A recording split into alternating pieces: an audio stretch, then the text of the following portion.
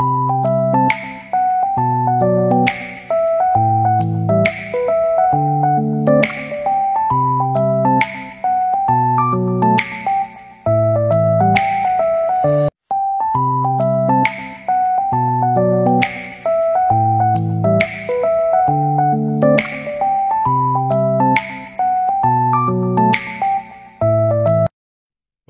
இப்போ ஒரு இன்வெர்டரை வச்சு 2 எனர்ஜி மீட்டருக்கு வயரிங் எப்படி பண்றதை பத்தி பார்க்கலாம்.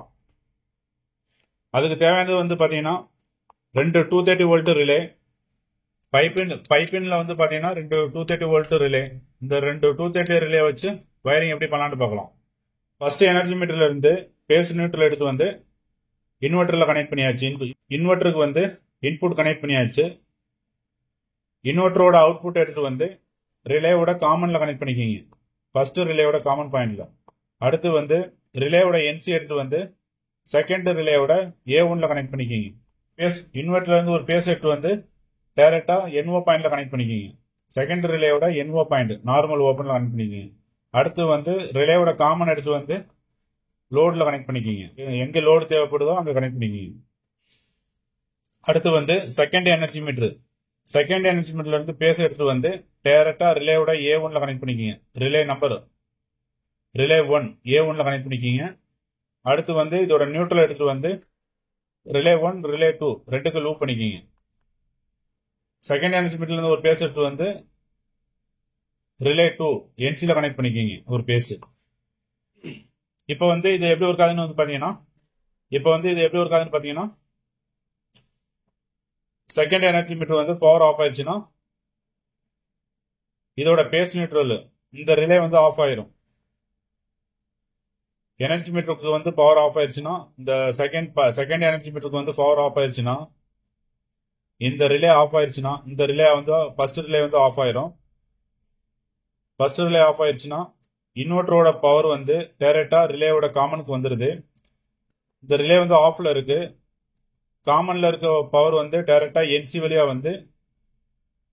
செகண்ட் ரிலே ஆன் பண்ணும். NO NC ஆனவொன்னு இங்க லோடுக்கு பவர் வந்துடும்.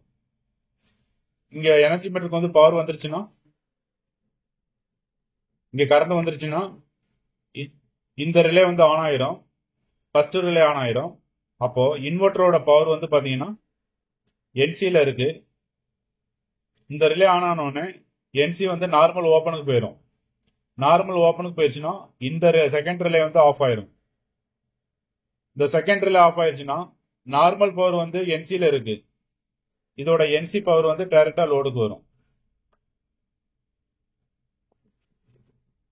இப்போ இதை ஆன் பண்ணி எப்படி ஒர்க் ஆகுதுன்னு பார்க்கலாம். ஃபர்ஸ்ட் எனர்ஜி மீட்டர் ஆன் பண்ணிக்கிறேன்.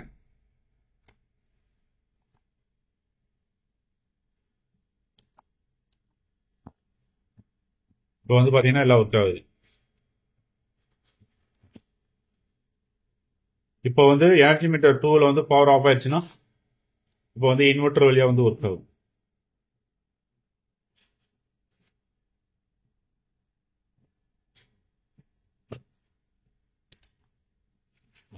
அதே இன்வெர்டர் பவர் எது ஆஃப் ஆயிடுச்சுன்னா நார்மல் எனர்ஜி மீட்டரோட பவர் டைரக்டா லோடுக்கு வரும்.